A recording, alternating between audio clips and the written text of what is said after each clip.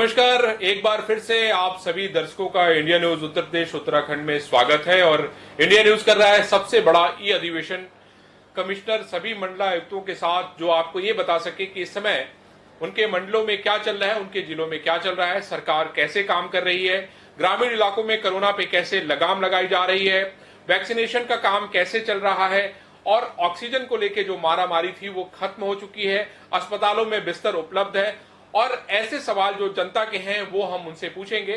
तो अभी हम आपकी बात कराने जा रहे हैं बनारस मंडल के कमिश्नर से।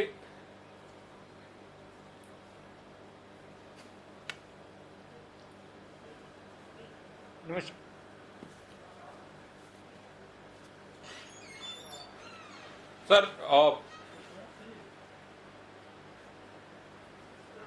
सर दीपक सर, आपको बहुत धन्यवाद कि आप जुड़े।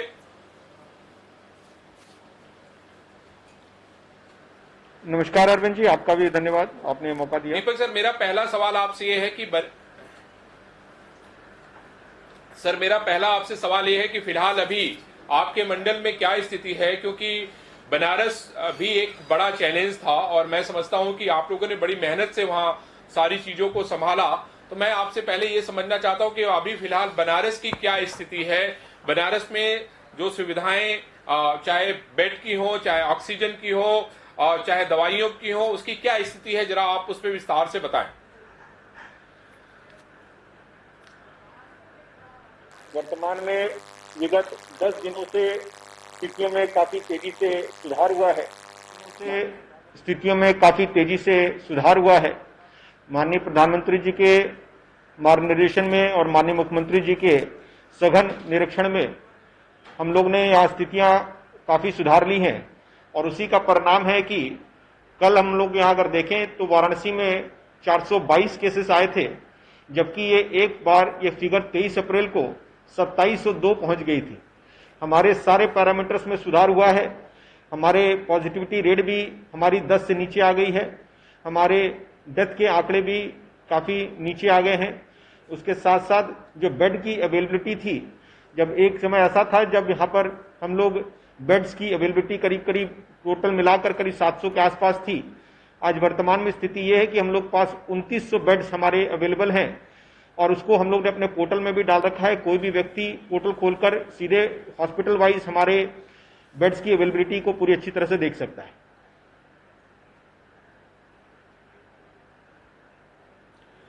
सर, ऑक्सीजन को लेके क्या स्थिति है अभी बनारस में, और रेमडेसिविर को लेके भी बहुत सारे कॉल्स जो है सर बनारस के लोगों ने इंडिया न्यूज को किया था। तो जो जीवन रक्षक दवाएं हैं उसको लेके क्या स्थिति है, जरा उसके बारे में भी जरा प्रकाश डालो। सबसे पहले मैं ऑक्सीजन की स्थिति में प्रकाश डालना चाहूंगा। जब ये सेकेंड वेव की शुरुआत हुई, हमारे पास पूरे जनपद में 1900 सिलेंडर भरने की कैपेसिटी थी। 1900 जो जंबो सिलेंडर्स होते हैं वो भरने की कैपेसिटी थी। इन सेकेंड वेव के दौरान ही हम लोग ने इसको बढ़ाकर 4300 हम लोग को डी टाइप सिलेंडर्स हम लोग भरने की कैपेसिटी आज में है। हम लोग जब सेकेंड वेव की शुरुआत हुई थी, यहाँ पे केवल 2 एलएमओ प्लांट थे और एक हमारा एयर सेपरेटिंग यूनिट प्लांट था जो चंदौली में था। हम लोग ने इस बीच न सिर्फ हम लोग ने एक बंद प्लांट को शुरुआत किया, बल्कि 2 और नए प्लांट की भी शुरुआत की। एक मिर्जापुर का बंद प्लांट शुरुआत किया, एक जो लीगल डिस्प्यूट में एक प्लांट फंसा हुआ था कामरूप, उसको भी हम लोगों ने एक्विजिशन करके उसकी शुरुआत की। हम लोगों ने दीनदयाल अस्पताल में जो हमारा जिला चिकित्सालय बनारस का, वहां सीएसआर से 10 दिन के अंदर ही हम लोग ने अपना वहां पर 500 एलपीएम का एक प्लांट स्थापित किया। हमारा ईएसआईसी अस्पताल में ऑलरेडी एक प्लांट पहले स्थापित हो चुका था, एक प्लांट आज स्थापित हो रहा है। हमारे जो आयुर्वेदिक हॉस्पिटल में भी हम लोग अपना ऑक्सीजन प्लांट स्थापित कर रहे हैं। इसके साथ साथ हम लोग डिविजनल हॉस्पिटल में भी एक प्लांट स्थापित हो गया है। चंदौली में भी हमारा चकिया में जो सीएससी था उसमें एक प्लांट आज स्थापित हो गया है। और एक यहाँ पर एक अनोखी पहल हुई, यहाँ पे हम लोग मेड इन बनारस एक ऑक्सीजन प्लांट बनाए जो हमारे रामनगर इंडस्ट्रियल एरिया में बना। उसको हम लोग ने आज वो 400 एलपीएम का प्लांट है, उसको हम लोग जिला चिकित्सालय चंदौली में स्थापित कर चुके हैं। गाजीपुर में भी एक प्लांट स्थापित हो चुका है। तो कुल मिलाकर हम लोग देखें तो हम लोग ने जो ऑक्सीजन की सप्लाई है अपनी करीब 3 गुना कर ली। इसका एक कारण ये रहा कि हम लोग ने जैसे ही शुरुआत हुई थी सेकेंड वेव की, हम लोग ने 600 सिलेंडर गुजरात की फर्म से हम लोग ने क्रय कर लिए थे शुरुआती दौर पे। वो हम लोग को करीब 1 सप्ताह में प्राप्त हो गए थे। उसके साथ साथ हम लोग ने यहाँ पर 10 केएल का 2 हम लोग ने टैंकर हम लोग ने अपने एक व्यवस्था कर ली थी।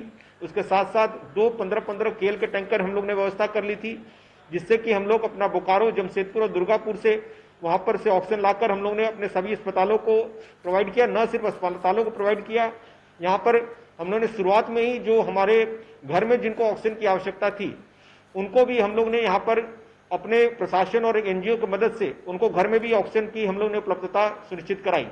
इसमें शासन से हम लोग को ऑक्सीजन एक्सप्रेस और हमारे भारत सरकार में पीएमओ से हम लोग को कई सारे सीएसआर में ऑक्सीजन प्लांट मिले। एक इजराइल से मिला, एक हम लोग को यूएस का एक प्लांट मिला, जिसके कारण ये हुआ कि आज हम लोग ऑलमोस्ट हमारे बनारस के सभी अस्पताल, मैं आपको बताना चाहूंगा बनारस के न सिर्फ हमारे बनारस शहर के बल्कि हमारे ग्रामीण एरिया के भी सारे अस्पतालों का अपना ऑक्सीजन प्लांट का टाइप हो गया है। और इस मंथ के एंड तक, इस मई मंथ के एंड तक बनारस जनपद और हमारे मंडल के में भी काफी हमारे अस्पताल, गवर्नमेंट अस्पताल सब अपने ऑक्सीजन में इंडिपेंडेंट हो जाएंगे।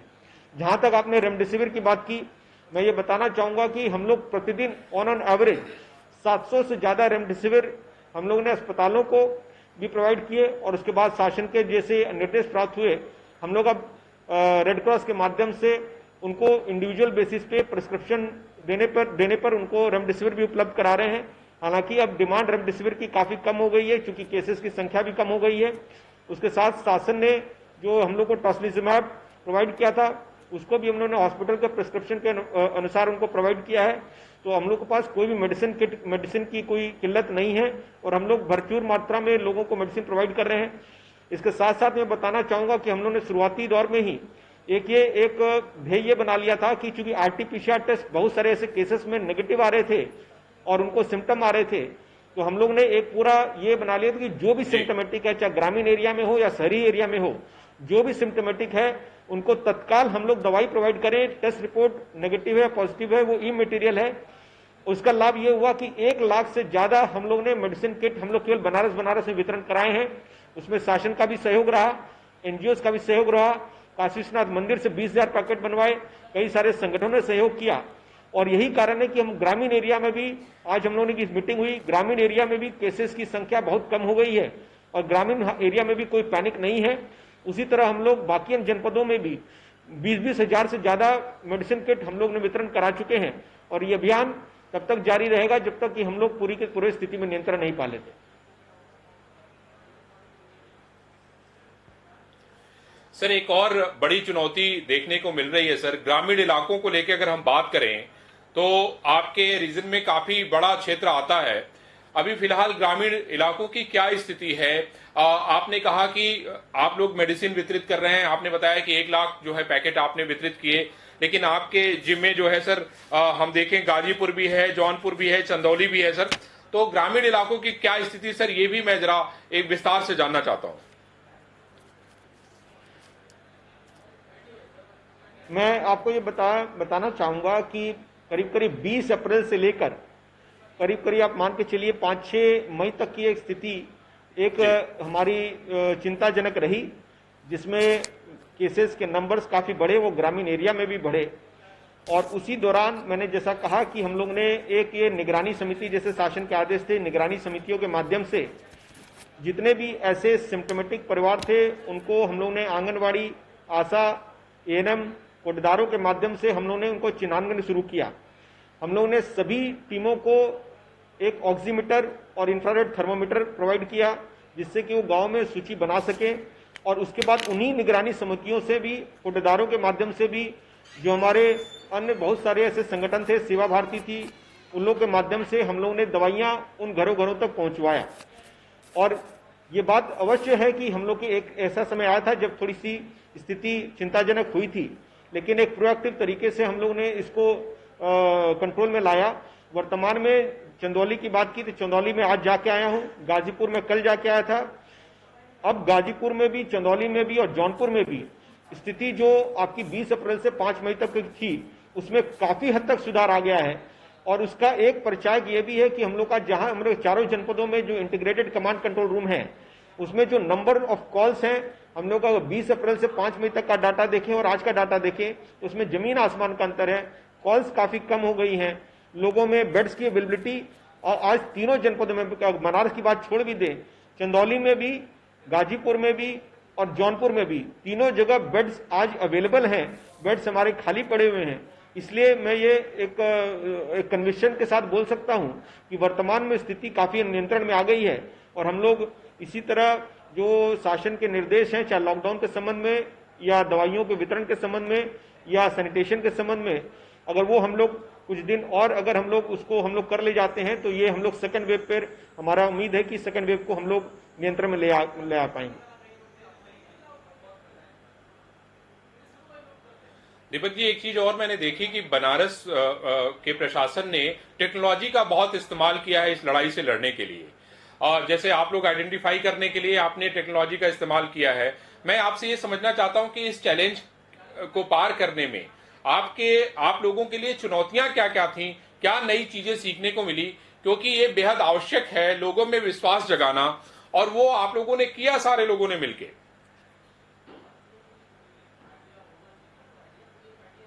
देखिए, मैं बता रहा चाहूंगा कि इस बार जो सबसे पहला जो डिफरेंस फर्स्ट वेव जो कोरोना का आया लास्ट ईयर और इस साल जो कोरोना का सेकंड वेव आया, उसमें दो मूलभूत अंतर था। फर्स्ट वाले वेव में हॉस्पिटलाइजेशन का परसेंटेज ऑलमोस्ट नगण्य था। जिन लोगों को हॉस्पिटलाइजेशन में चिकित्सा की जरूरत थी, उसमें हम लोग को L1 फैसिलिटी की ज्यादा जरूरत पड़ी, जिसमें आइसोलेशन करने की जरूरत ज्यादा थी। फर्स्ट वेव में जो लोग हॉस्पिटलाइजेशन भी होते थे, उसमें भी ऑक्सीजन की रिक्वायरमेंट इतनी नहीं बनती थी और वो लोग हमारे नॉर्मल मेडिकेशन से ठीक होकर काफी लोग निकल गए। सेकेंड वेव जो आया, उसमें ये दोनों में काफी अंतर था। एक तो संक्रमण काफी तीव्र था, बल्कि जो लोग पॉजिटिव आ रहे थे उसमें करीब करीब 10% ऐसे लोग थे जिनको हॉस्पिटलाइजेशन की आवश्यकता पड़ती थी, और इन 10% लोगों में ऑलमोस्ट 100% ऐसे लोग होते थे जो लोगों को सबको ऑक्सीजन की जरूरत पड़ रही थी। तो सबसे बड़ा चैलेंज आया सबसे पहले हॉस्पिटल बेड्स का, और हॉस्पिटल बेड्स में भी केवल बेड्स की बात नहीं, हॉस्पिटल बेड विद ऑक्सीजन। तो जो ऑक्सीजन का जो सबसे बड़ा चैलेंज आया, उसमें जैसे मैंने कहा कि शुरुआत में ऑक्सीजन की रिक्वायरमेंट जो नॉर्मल जनपद की थी, उससे करीब करीब 3 गुना अचानक रिक्वायरमेंट बढ़ गई, और उस 3 गुना रिक्वायरमेंट बढ़ने के कारण, और चूंकि वो पूरे प्रदेश में हुआ, पूरे देश में हुआ, तो ऑक्सीजन की सप्लाई पे काफी प्रेशर पड़ा और सभी रिसोर्सेस को एक कई जगह आपस में कंपटीशन बन गया। इसलिए एक शुरू में एक दौर आया जहां पे हम लोग को ऑक्सीजन के लिए थोड़ी सी मशक्कत करनी पड़ी, लेकिन धीरे धीरे लोकल लेवल पे, और मैं यहां पे ये बताना चाहूंगा जो सबसे लर्निंग पॉइंट आपने पूछा, मैं ये बताना चाहूंगा कि अगर हम लोग लोगों के साथ, संगठन के साथ, प्राइवेट सेक्टर के साथ, क्योंकि इस तरह की लड़ाइयां केवल सरकार अकेले अपने बलबूते पर नहीं लड़ सकती, जब तक हमारे प्राइवेट संगठनों का, सामाजिक संगठनों का और खासकर लोगों का और राजनीतिक लोगों का और मीडिया का सहयोग नहीं होता, तब तक ये इतनी बड़ी लड़ाई लड़ना असंभव था। मैं आपको बताना चाहूंगा जो यहाँ पे बनारस में सबसे पहला प्लांट ऑक्सीजन का लगा, वो एक यहीं के उद्योगपतियों ने एक दिन के अंदर उसको अपना सहमति दे दी, उसी दिन पैसा ट्रांसफर किया और 10 दिन में वो प्लांट लग गया। उसी तरह बहुत सारे ऐसे प्लांट आए जो CSR में दिल्ली भारत सरकार के सहयोग से हम लोग को CSR में प्राप्त हुए। तो हम लोग ये देख पा रहे थे कि अगर हम लोग मिलकर इस लड़ाई को लड़े तो कोरोना ऐसा वायरस नहीं है जिसको हम लोग नहीं हरा सकते।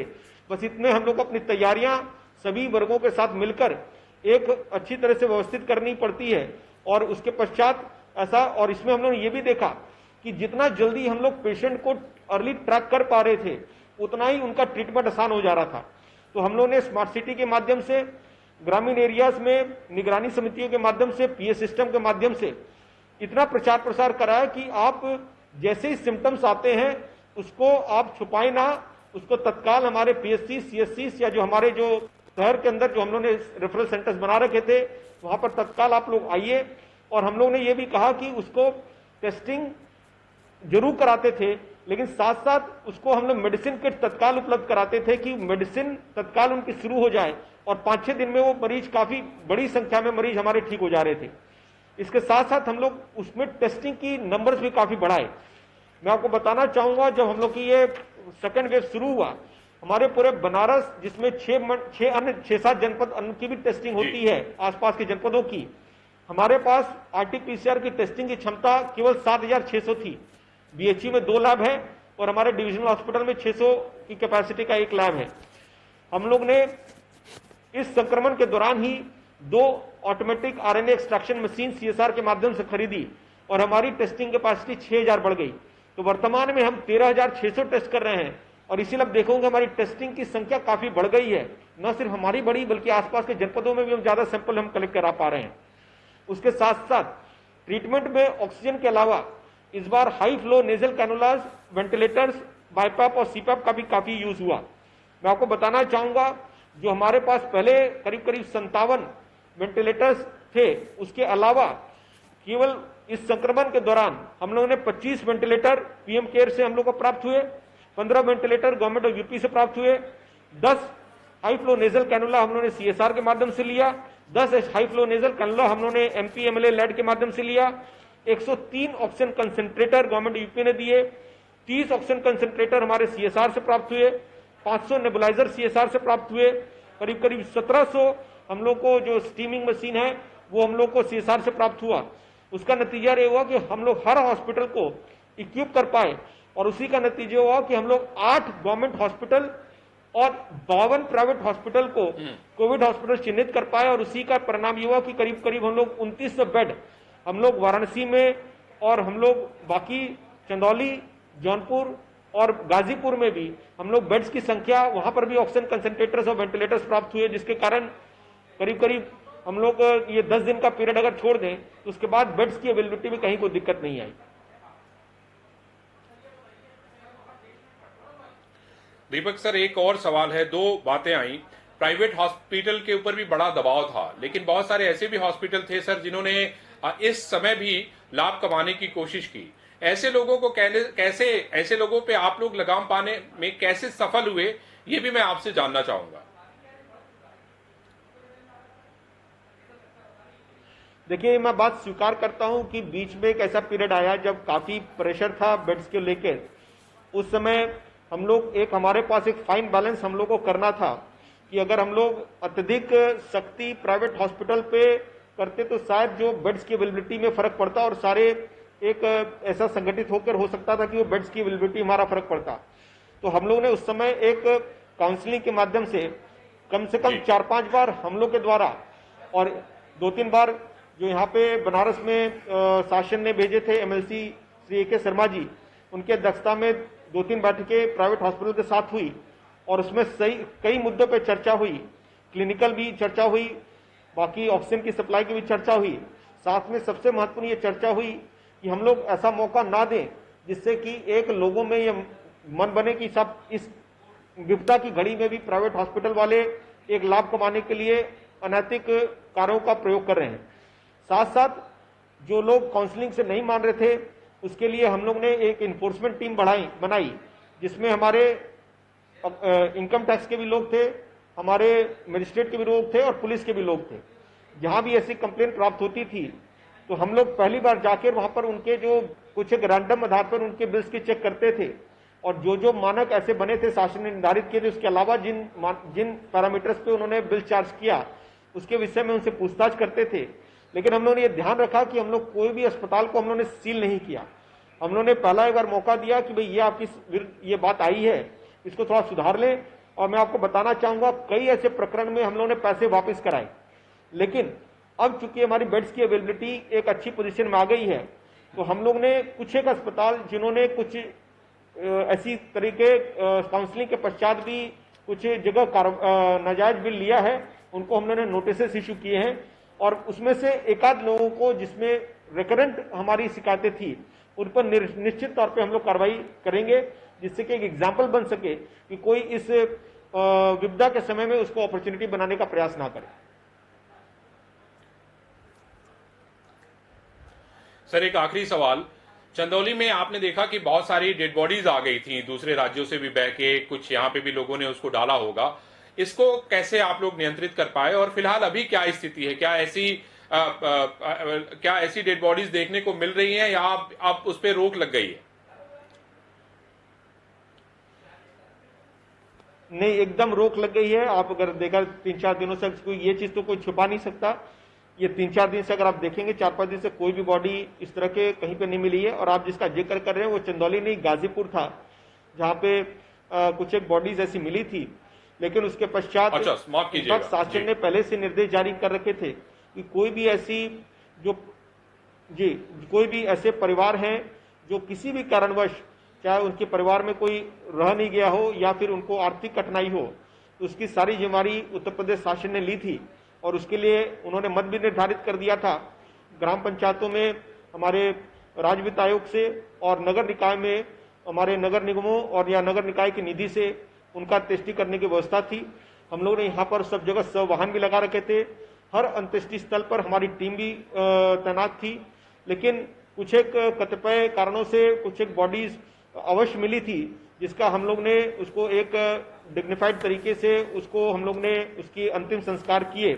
और उसके बाद गांव-गांव जो भी ऐसे गांव थे जो गंगा के किनारे लगे हुए थे, उन जगह सभी जगह निगरानी समितियों को एक्टिवेट किया, हमारे ग्राम स्तरीय अधिकारियों को एक्टिवेट किया। वहां पर हम लोगों ने प्रचार प्रसार करवाया कि कोई भी परिवार में ऐसा कोई व्यक्ति, भगवान ना करे अगर डेथ हो जाती है और वो अगर उसका अंतिम संस्कार करने में अपने आप को असमर्थ पाता है, तो तत्काल हम हमारे ग्राम पंचायत विकास अधिकारी से संपर्क करें और उसको हम लोग अपने पूरे सम्मान के साथ उनका हम लोग अंतिम संस्कार करने की व्यवस्था कराएंगे।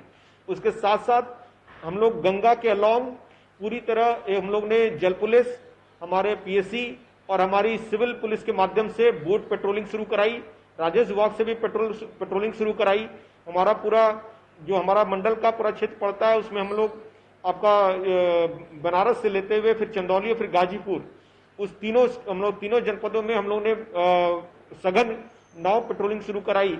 और हमारा प्रचार प्रसार से और थोड़ी सी एनफोर्समेंट से हम लोग को ये सफलता प्राप्त हुई कि अब हमारे पूरे तीनों जनपदों में कहीं भी कोई ऐसी गंगा में हमारी बॉडीज नहीं मिल रही हैं। और जो मैंने कहा कि हम लोग शासन के आदेश के क्रम में हम लोग ये जितनी भी ऐसी बॉडीज होती हैं उनका हम लोग राजकीय कोष से उसकी धनराशि देकर उसका हम लोग अंतिम संस्कार करा रहे हैं। चलिए दीपक जी, मैं समझता हूं कि हारेगा कोरोना, जीतेगा इंडिया, और आप लोग इसी पूरे विश्वास के साथ काम कर रहे हैं, करते रहेंगे। आपने इंडिया न्यूज से बात की, आपको इसके लिए बहुत धन्यवाद।